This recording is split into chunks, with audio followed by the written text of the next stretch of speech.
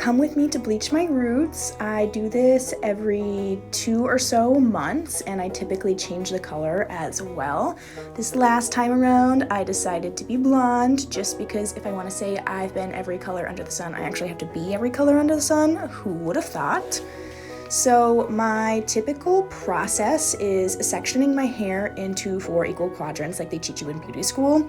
I like to start in the back because it takes the longest and it needs the longest to process, at least in my experience.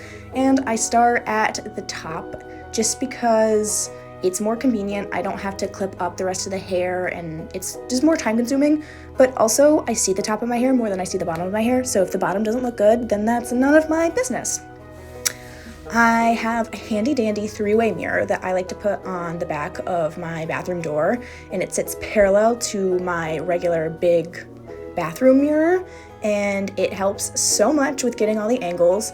When I do the back of my head, I do like to look through the 3-way mirror because the lighting is better and I just see the back better when I'm looking at the big mirror through the 3-way mirror.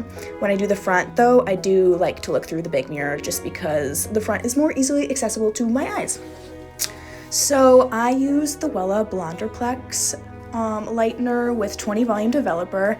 I have about level 7 hair, so it does not take long at all for it to lighten, but you know, if I can save some time, then I'm gonna save some time. I did add about 1/16 ounce of Olaplex, and before any of the chemical process started, I did also use the K18 molecular repair mist, just because my hair is a little chemically compromised, but you know, whose isn't nowadays? So this video is a little bit on the longer side, even after speeding it up, so I'll just let you watch the rest of the process, but at the end I do use a processing cap and I'll put a hole in it just so that like all of my already lightened hair isn't like so flat up against the roots, just because it is a little bit more compromised and I just don't want to damage it any more than it needs to be. But I do want that front especially to incubate for a little bit. The back I'm not too worried about just because in the time that it's taken me to go through the full process, it's already had its time. And then after that, I'll probably let it sit for 20 or so minutes, check it. That's usually what it takes for my hair to lift to a good clean lift. If I need a little bit more time, then I'll just leave it. It's just a check and rinse as needed type of situation.